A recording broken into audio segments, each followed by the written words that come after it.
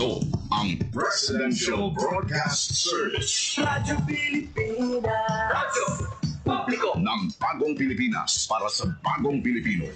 Naghahatid ng mahahalagang balita at impormasyon na guugnay ng pamahalaan sa sambayanan. Tulay sa himpapawid ng serbisyo publiko. Radyo Pilipinas. Radyo Publiko. Ang boses ng Pangulo sa Iloilo. Radyo Pilipinas. 585 AM. Sa Radyo Pilipinas, alas 8:05 sa aga. Nagapanguna nga balita sa syudad, sa mga banwa, sa probinsya sa Iloilo, kag kaingon ng mga probinsya. Mga pananawon sa likod sa mga balita. Inyong mabatian sa Radyo Pilipinas Iloilo News. Mga balita na magasugata sa inyong nga aga. Yen bantayan, yen sunod, yen tipo sa Radyo Pilipinas Iloilo News Team. Gikan sa hulot balitaan. Diretso sa inyong palamatian. Yari nga! Radyo Pilipinas Iloilo News.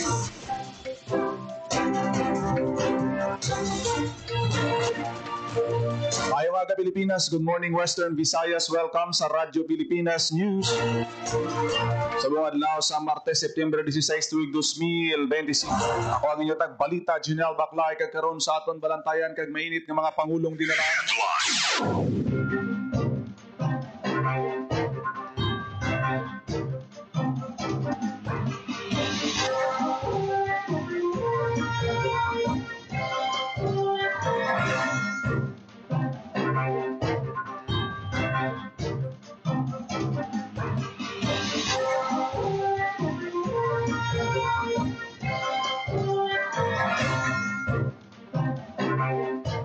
Pinakamanubo nga inflation rate sang rehiyon humalin sa pandemya na balag sang Agosto.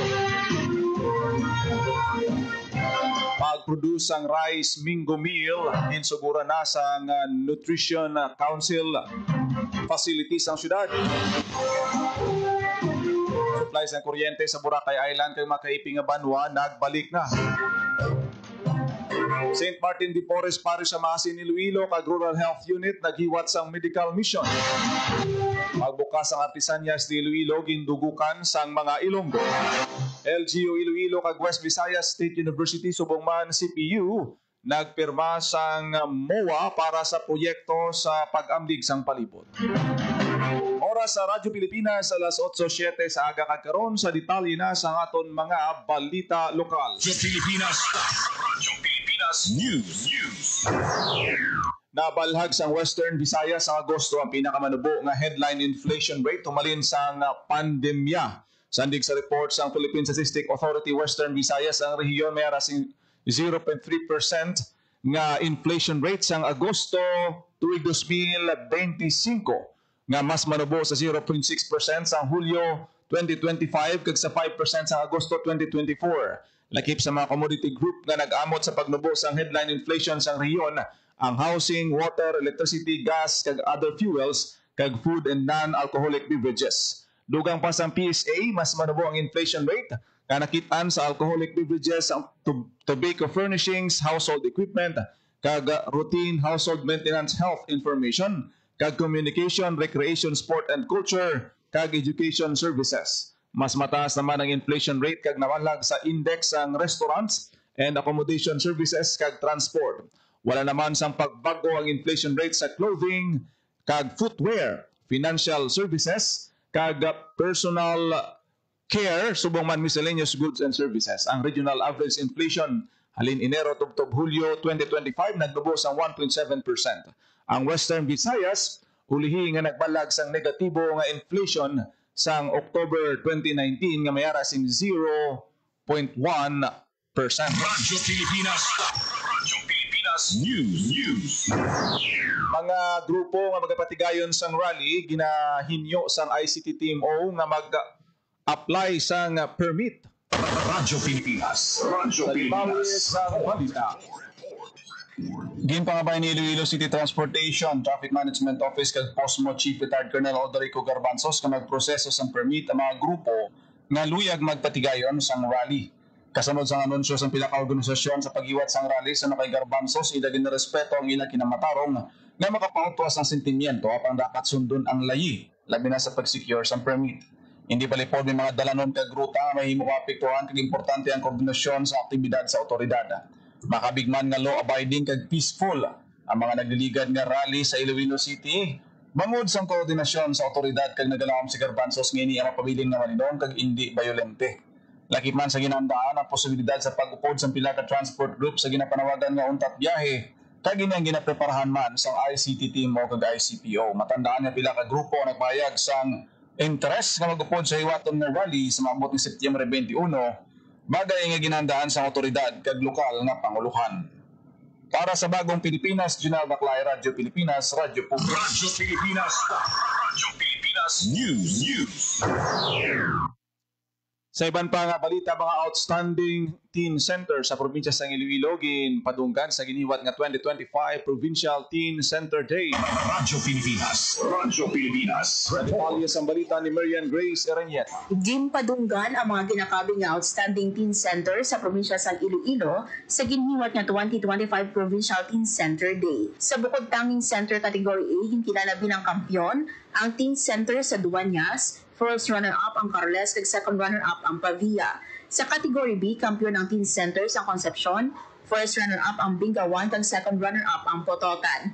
Ang Category A para sa mga teen center na gintukod sa 2011 to 2017 kag ang Category B naman ang gintukod sa 2018 pasaka. Ginabasihan sa pagkilala sa tagdaog ang functionality 50%, innovation 30% kag impact and sustainability nga 20%. Ginpangunahan ni Iloilo Governor Aaron Professor Jr. ang selebrasyon kaupod sa Vice Governor Lian Dibuki kag Iloilo Provincial Population Officer Attorney Ruel Von Soperio. Ginpahayag ni Governor Defensor nga dako ang bulig sa teen center ilabi na sang peer helper sa kaparehon nila nga pamatanon para sa education system sa probinsya kag psychosocial activities sa pamatanon. Ginpabugas ang gobernador ang mga gintukod nga teen center sa probinsya. Tuig 2011 ang ginumpisahan ang pagtukod sa school-based teen center kag sa 2023 mas gin-improve ini pinaagi sa pagtukod sa stand-alone building. Sa karon may 102 na ka teen center sa probinsya. Napahayag naman sa iya pagpasalamat si Attorney Soperio sa mga peer helpers kag advisors para mapasiguro nga functional ang mga teen center sa probinsya. Para sa Bagong Pilipinas, Marian Grace Ereñeta, Radyo Pilipinas, Radyo Radyo Pilipinas. Radyo Pilipinas News. Philippine Drug Enforcement Agency Guimaras ginedukar ang mga kabataan nga gimaras noon sa malain nga epekto sa illegal nga droga. Radyo Pilipinas. Radyo Pilipinas. Sa detalye sa balita ni Paul Tarosa. Nagiwat sa Drug Abuse Prevention Education kag Drug-Free Workplace Program Lectures sa Philippine Drug Enforcement Agency Guimaras Provincial Office para sa mga estudyante sa National Service Training Program sa Guimaras State University Mosqueda Campus. Katuyan sa DAPE kag DFWP nga mahibaluan sa mga pamatanon ang malaing epekto sa illegal nga droga kag para malikawan nila ini. Ginedukar man ang mga kabataan sa nagkalain-lain nga sa isang illegal nga droga kag importante nga mga probisyon sa Republic Act 9165 o kanang Comprehensive Dangerous Drugs Act of 2002. Nagapati ang PDEA Guimaras na may dako nga papel ang mga kabataan bilang mga leader kag advocate para mapabaskog pa ang kampanya kontra illegal nga droga. Para sa Bagong Pilipinas, Paul Tarosa, Radyo Pilipinas, Radyo Public. Radyo Pilipinas. Radyo Pilipinas News.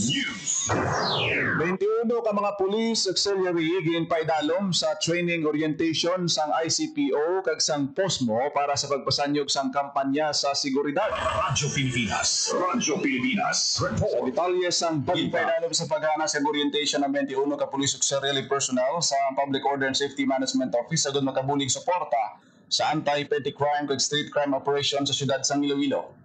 Kambuilog ang Iloilo City Police Office dako mabulig sa mga police auxiliary sa pagmaintenar sa kalinong kag katawayan sa syudad. Ginpangunahan ang Police Captain Warren Calzado kag Police Master Sergeant Melvin Bragancia ang pagpakigbahin sa mga topiko sa mga partisipante nga nagtambong sa paghanas. Ang madinalagon nga training ang kabahin man sa nanging direktiba ni Iloilo City Mayor Raisa Treñas kini POSMO Chief, ICT Mo Chief Retired Colonel Alderico Garbanzos para mapasanyog ang programa sa Peace and Order. Para sa Bagong Pilipinas, Junel Baclay, Radyo Pilipinas, Radyo Publiko. Radyo Pilipinas. Radyo Pilipinas Pilipinas News. PDRMO Negros Occidental padayon ang pagbantay sa aktibidad sa kanlaon mga Negrense ang ginapahalong. Radyo Pilipinas Report. Sa balita ni JP Parang Herbas. ginapahalong sa Negros Occidental Provincial Disaster Risk Reduction and Management Office o kung PDRRMO ang tanan ng mga Negrense sa posible kasarangan nga paglupok sa bulkan kadaon. Hindi bangod sa nagtaas nga seismic activity sa bulkan sining karon lang. Ang pagtaas ng numero sa mga pagtayog sa bulkan ang mahimo magresulta sa mahina o kung kasarangan nga paglupok. Sa piyak sini, ginpasiguro sa BGRMO nga nakahanda na ang ilang mga asset resources ka mga personnel kung kinahanglanon sa tiyon nga liwat nga maglada ang kondisyon sa bulkan. Para sa Bagong Pilipinas, JP Herbas, Radyo Pilipinas, Radyo Publiko. Radyo Pilipinas News. Peso Antique kag TESDA magahiwat sang job fair sa probinsya sang Antique sa Setyembre 19. Radyo Pilipinas. Sa balita ni Marian Grace Aranyeta. Magahiwan sa Provincial Job Fair ang provincial government sa Antique pinaagi sa Public Employment Service Office o PESO, kaupod ang Technical Education and Skills Development Authority o TESDA sa palabuto nga Setyembre 19. Ang kahiwatan ng kabayan sa ika-31 anibersaryo sa TESDA kag tuigan nga World Cafe of Opportunities kag TechVoc Day. Hiwatan ang Provincial Job Fair o bisa las 9 sa aga, tugog las 4 sa hapon sa Robinsons Antique, Barangay San Angel, San Jose, Antique. Sandig sina siya nga datos may 4 ka overseas companies kag 18 ka local companies ang magatanyag sa ubra sa mga job seeker. Para sa Bagong Pilipinas, Marian Grace Aranyata, Radyo Pilipinas, Radyo Publiko. Radyo Pilipinas News. Supply sang kuryente sa isla sang Boracay kag mga kaiping nga banwa nagbalik na. Radyo Pilipinas. Sa balita ni Paul Tarosa. Nagbalik na ang supply sa kuryente sa Boracay Island kag sa mga kaiping nga banwa sa Aklan matapos ang masobra 2 ka adlaw nga brownout. Inyang ginanunsyo sang Aklan Electric Cooperative o AKELCO. Sunod sa AKELCO, una nga nagbalik ang supply sa kuryente sa tanang nga feeder sa Katiklan Substation kag ginsundan sang Boracay Substation. Nagsugod ang brownout sa Sabado, Setyembre 13, 2025. Matapos nga nagubang underground cables malapit sa arrival area sa Katiklan Airport. Bangod sini naapektuhan ng bugos na supply sa kuryente sa isla. Sa pagbalik sa kuryente, nagpasalamat ang AKELCO sa ilang mga linemen nga wala nagunta sa pagtrabaho. Agon masiguro nga mabalik ang kuryente ang nasambit nga sitwasyon sunod sa AKELCO. Nagapakita sang dedikasyon kag kapisan sa ilang mga linemen nga handa magsakripisyo para sa kayuhan sa komunidad. Para sa Bagong Pilipinas, Paul Tarosa, Radyo Pilipinas, Radyo Publiko. Radyo Pilipinas News. Ulugay ang Department of Energy kag National Grid Corporation of the Philippines o kon NGCP, National Electrification Administration, Aklan Electric Cooperative, Department of Transportation, Civil Aviation Authority of the Philippines, Philippine National Police kag lokal nga panganuan sang Aklan para mabalik ang supply sang kuryente sa isla sang Boracay kag pila ka banwa. Hinpayag sang DOE nga ginatun-an sang gintunaan sang blackout amo ang arsing sang 69 kV subtransmission cables malapit sa Katiklan Airport kag bangod man sang moisture intrusion kag leakage sa underground cable. Nag-umpisa ang brownout sang Setyembre 13 sa diin masobra 20 ka bago nga mga poste kag mga bago nga linya sang kuryente ang ginpatindog. Nagpangayo naman sang presensya AKELCO sa mga naapektuhan sang pagluntad sang brownout. Radyo Pilipinas News. Mabor si Iloilo Governor Arthur Defensor Jr. sa nanging pronouncement ni Presidente Ferdinand R. Marcos Jr. nga kinahanglan anay mag-secure sang local government clearance sa mga national government project antes ini itag bilang complete. Pahayag ni Governor Defensor nga nasulat ini sa Local Government Code apang wala ini kakatabo. Dugang pa sang gobernador nga hindi present sa placement sang national government projects ang LGUs bangod hindi man luyag sang LGUs nga mag-impose ang national government sa mga proyekto apang ginapahibaluman ng mga LGU pinaagi sa status reports. Kung luyag ni Presidente Marcos nga may involvement o kung may issuance ang local government clearance, payag ni Governor Defensor na very welcome ini para sa iya. Manumduman nga ginpahayag ni Presidente Marcos nga ang pag-require sang clearance sa LGUs isa ka importante nga pamaagi sa pag-check kontra substandard outputs. Radyo Pilipinas Pilipinas News. Iloilo City Nutrition Center nagsugod na sa pag-produce ng rice mingo meal. Radyo Pilipinas Report. Sa detalye sang balita. Yung pauna ni Iloilo City Mayor Raisa Treñas ang official launching sa produksyon sa rice mungo sesame blend sa Uswag Iloilo City Food Production Facility. Kabayan sa programa sa Iloilo City Government, agad matap na ang malnutrisyon sa kabataan at pagsugod man sa pagproduce ang masustansya pagkaon paagi sa rice mungo sesame blend na ihatag sa mga kabataan edad 6 ka bulan tugtog 59 ka bulan. Isa ang malnutrisyon sa kabangdanan sang stunting o kung pagputot sang bata. Makaapekto man sa development sang isa ka bata. Kag sa iya performance sa pag-eskwela ang malnutrisyon bagay nga luyag mamuligan sang lokal nga panguluhan. Iyon paayag na ni Mayor Treñas ang pagdugang sang pondo para sa nutrition facility. Agod makabakalpas ang kagamitan sa pagpadamos ang produksyon sang rice mungo meal lakip ang Nutriban. Iyon pasalamatan man sa alkalde ang bulig sang DOST, Department of Health, Nene Chan, kag sang Bombo Radio Philippines Foundation sa pagsuporta sa programa. Lakip man sa nagtambong sa okasyon, ang bilang kakonsehal sa syudad, mga empleyado sa City Health Office, kag iban pa nga departamento. Para sa Bagong Pilipinas, General Baclay, Radyo Pilipinas, Radyo Public. Radyo Pilipinas News. Dr. Niculo, nagapabilin nga head sang WVMC apang DOH ginkumpirma nga may pila ka mga reports kag kaso ang opisyal sa civil service kag ombudsman. Radyo Pilipinas. Mabalita ni Paul Tarosa. Nagapabilin nga Medical Center Chief sa Western Visayas Medical Center si Dr. Joseph Dean L. Niculo inang Sunday sa opisyal nga pahayag sa Department of Health Central Office pagi kay Assistant Secretary Albert Domingo. Sa opisyal nga pahayag sa DOH Central Office, ilaman ginkumpirma nga nakabaton sila sa reports na tuhoy sa mga kaso nga ginpasaka sa opisyal sa Office of the Ombudsman ug Civil Service Commission. So kay ASEC Domingo, may ginasunod sila nga proseso sa kung paano i-handle ang sitwasyon sa opisyal sa din maagi ni tanan sa due process. Naibaluan, naging mainit nga topiko ang reassignment ni Dr. Joseph D. Niculo sa Labuan General Hospital sa Zamboanga City bangod sa ginaligar pagpasilabot sa isang ka-lady official. Para sa Bagong Pilipinas, Paul Tarosa, Radyo Pilipinas, Radyo Public. Radyo Pilipinas News. Nagpirma sa Memorandum of Agreement kag Memorandum of Understanding ang lokal nga panguluhan sang Iloilo sa duha ka mga educational institutions para suportahan ang proyekto sa idalom sang Tanom Iloilo for More Progress. Ang unang partnership amo ang West Visayas State University College of Agriculture and Forestry para sa pagpasanyo kapag dumala sang Arboretum and Botanical Butterfly Garden sa Maasin Watershed Forest Reserve sa Banwa sang Maasin, Iloilo.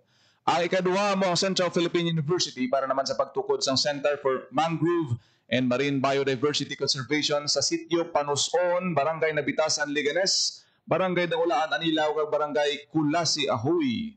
Si WVSU CAF Administrator Dr. Joel Arakil Sr. ang nagpirma sang MOA sa si CPU President Dr. Ernest Howard Daguhoy naman ang nagpirma para sa CPU. Ginatagan pagtamon ni Governor Arthur Defensor Jr. ang iya panawagon na suportahan sang manuay-tuay nga sektor para mapatuman ang pananawan sang probinsya nga madugangan ang tabon sang kagulangan kag sa ulihi matigayon ng Forest Province status para sa Iloilo sa tuig 2044. Sanday Dr. Arakil kag Dr. Daguhoy nagpromisa sa ilabugos nga suporta sa Tanom Iloilo for More Progress. Yaraman sa MOA kag MOU signing sanday Dr. Jose Ariel Tutor, Director of Research, Innovation and Extension sang WVSU. Sarex Dipol Jr., Director sang Community Engagement and Service Learning Center sa CPU, Provincial Government Environment and Natural Resources Office, Senior Environmental Specialist Mitzi Peña Florida, kag Pigenro Head Attorney Cesar Emmanuel Buico. Radyo Pilipinas News. Sa iban pang balita, Artisanians de Iloilo nagbukas na. Radyo Pilipinas Sa detalye sang balita, Hindugukan sa Mailonggo kag bisita ang padagas o kunang porma nga pagbukas ang Artisanias de Iloilo sa Robinson's Place, Iloilo City. Ang aktibidad nagapasundag sa nanituhan na produkto sa isa ka tos ka MSME gikan sa probinsya kag syudad sang Iloilo. Lagib sa mga nabaligya sa Artisanias de Iloilo ang mga manamit nga kalan-on ilimnon wearable kag dekorasyon human sa kawayan kape kakao lubi kag iban pa nga mga raw material nga bugana sa Iloilo. Silo kay Maria Doreta Chavez, OIC sa Department of Trade and Industry kung DTI Iloilo, ang Artesanias nagapakita hindi lang sa abilidad kag kabakod sa Ilonggo kundi pati na sa dedikasyon sa mga Ilonggo nga malungan kag mapadayon ng tradisyon samtang ginahakos ang mga pagbago. Samtang para kay Director Maria Dinda Tamayo, OIC Regional Director sa DTI Western Visayas, ang Artesanias mangin palagyan man sa pag-check sa networking skills sa mga tagpasakop nga MSME. Ang Artesanias de Iloilo magalayag tutob Setyembre 1 kag target ni mga tipon sa 3.5 milyones pesos nga kita. Para sa Bagong Pilipinas, JP Hervas, Radyo Pilipinas, Radyo Publiko. Radyo Pilipinas. Radyo Pilipinas News. Isa ka rebelde ang napatay matapos makaengkwentro sa ang militar sa Tapas, Capiz. Radyo Pilipinas. Radyo Pilipinas. Sa detalye sang balita ni Paul Tarosa. Patay ang isa ka babae nga katapos ang New People's Army sa nagluntad nga enkwentro sa sitio ng ating barangay Lahog, Tapas, Capiz. Ang napatay nga rebelde ginkilala nga si Christine May Capadocio alias sa Cheryl na kumpirma sa mga anay rebelde ang identity sang biktima. Ang napatay nga rebelde nagaserbi nga platoon medic sang regional headquarters sang komiteng riyon panay si alias Cheryl among nanay ni Lucia Capadocio o kon na bata ni Lucia Capadocio, chairperson sang paggugpong sang mga mangunguma sa Panay kag Guimaras o kon pamanggas. Naglunta ng enkwentro kasunod sa ginlunsar nga focus military operations sang 61st Infantry Battalion Philippine Army. Bangod sang impormasyon nga ginatag sang pumuluyo natoy sa presensya sang rebeldeng komunista sa lugar na kumpiska sa encounter site isa ka M16 rifle kag mga personal nga gamit. So kay 3rd ID Commander Major General Michael G. Samson operasyon sa kamabas kong mensahe nga wala na sang panaguan ng nabilin ng mga rebelde. Inibangod sa mabasko nga kooperasyon sa mga soldado kag pumuluyo para may mataway ang komunidad kag matap na ang problema sang insurhensya. Para sa Bagong Pilipinas, Paul Tarosa, Radio Pilipinas, Radyo Publiko. Radyo Pilipinas. Radyo Pilipinas News. Oras sa Radyo Pilipinas alas 8:26 sa Radyo Pilipinas. Radyo Pilipinas. Lagi nyo nabatian ang detalye sa mga nagapanguna balita sa pagpangalagad sa Radyo Pilipinas News o adlaw sang Martes, September 16, 2025. Sa dugang pangabalita kag impormasyon, i-share, follow kag like sa aton Facebook page Radyo Pilipinas Iloilo kag Radyo Pilipinas Community Group. Good morning gid sa aton sining mga nagaupod sa aton nga pagpangalagad. Sir Magdalino Fajardo, Ma'am Maricel Salazar, Sir James Earl ugatis katanaw sa aton siniya nga programa. Kita karon sa programa Iloilo Morning kada aga kuno gid lamang inyo lagad ang inyo tagbalita. Junel Baclay. Mayong aga Pilipinas. God bless Iloilo.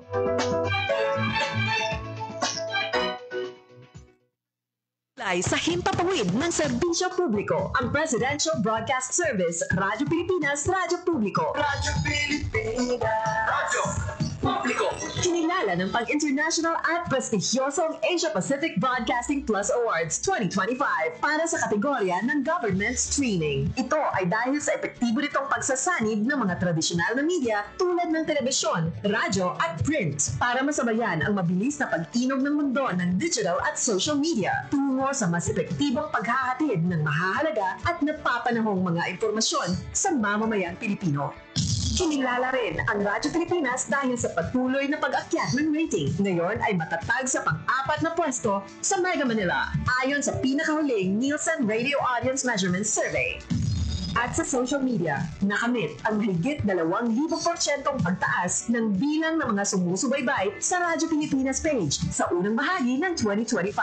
Patunay ito na ang inyong Radyo Pilipinas Radyo Publiko ay tunay na kaagapay ng inyong pamahalaan sa paghahatid ng serbisyo sa mga mamamayang Pilipino. Mula sa aming lahat, sa ngalan ng inyong pamunuan at mga kawani ng Presidential Broadcast Service, kasama ang inyong mga himpilan ng Radyo Pilipinas sa buong kapuluan. Maraming salamat po sa inyong lahat, sa inyong pagtangkilik at pagkilala. Radyo Pilipinas. Radyo